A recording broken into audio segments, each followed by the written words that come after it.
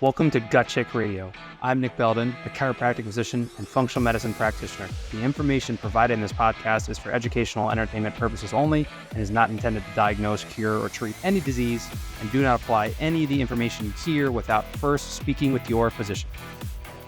From looking at many people's lifestyle logging or many people's nutritional habits, there's one macronutrient that people grossly underconsume, and that's protein. I think we have this idea that, I had steak at dinner, I had a sandwich with some lunch meat at dinner, or I had an egg or two at breakfast. I got protein, right? Like there's protein in that. And while true, there is protein in those meals, there's a certain threshold of protein we need to be aiming for per meal to give us all those beneficial effects. And in this video, those beneficial thyroid, metabolic boosting, immune balancing, cardiovascular balancing effects. That's about 30 grams of protein a meal. Now, what does that look like for people? So we'll use the example of that person I just gave. Like, hey, I had an egg for breakfast, I had a sandwich for lunch, and I had a steak for dinner. So more than likely, the meat you had for dinner was probably got you to 30 grams of protein. From talking and seeing people's logs enough, most people get enough protein at dinner. But one tip I would give there is to ensure you're eating enough protein, because some people say, well, protein is just so filling and I can't finish it all. That's because when you have a plate that has a steak, mashed potatoes, bread, broccoli, rice, you end up eating a lot of it at once. So you end up getting full fast because you're eating a lot of fat, a lot of carbs, and a lot of protein. So you're just eating so many things. And then people tend to undereat protein because they're overeating carbs and fat. So how you flip that is eat your protein first. Eat your protein first because protein is the most satiating. You want to eat it first because it will make you fullest the fast. And then it will make you reduce your consumption a lot of times of fats and proteins. If you're trying to gain weight, you can actually flip that, and you might actually want to save your protein for last, but there's a very small subset of people that should work for it. But for most of us out there are trying to either maintain or lose weight, eating protein first will leave less space for carbs and fat available. So your pie, here I am talking in a circle for those of you watching on YouTube. This whole circle is your pie of calories. And if you have most of that pie come from protein because you eat your protein first, then you have this little pie, maybe 10 to 15% left for carbs and fat. And then you get a lot of the metabolic benefits from protein. 30 grams a meal, 3 to 4 times a day. What does that look like?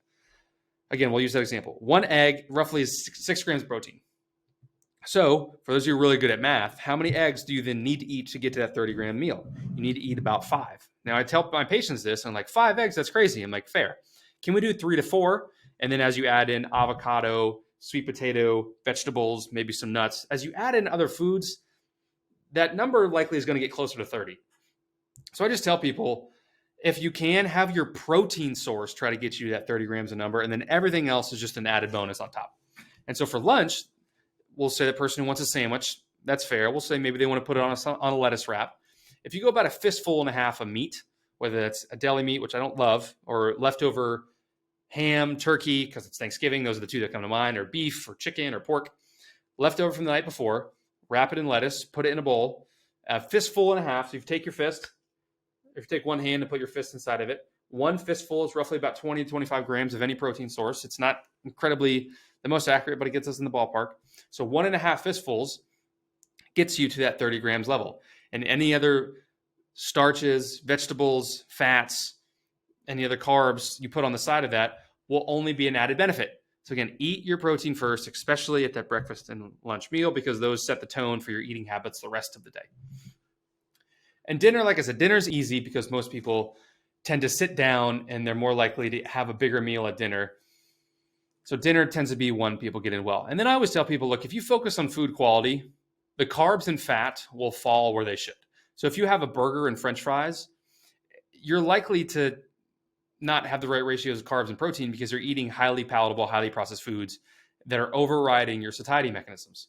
But if you're focusing on a steak with broccoli and a sweet potato, you're going to eat enough of those foods. If you're in a right mental space and you have a good relationship with food, you're going to eat enough to feel full, but not eat enough to feel overly full. I mean, Thanksgiving, as most of us do, even myself who does this for a living, I still probably overate, but I'm mindful of that. And I know things to sort of do to help support that in the subsequent days. And I don't beat myself up about it. That's a big thing. I never beat myself up about overeating. Don't do that. That makes it way worse. But if you focus on whole foods, then your satiety mechanisms will be allowed to fall where they are supposed to.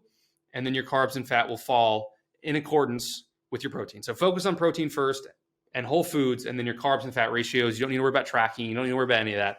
Is there a time and place? For sure. But if you focus on protein, 30 grams a meal, 3 to 4 times a day, carbs and fat will fall where they should. That's going to do wonders for supporting your thyroid function.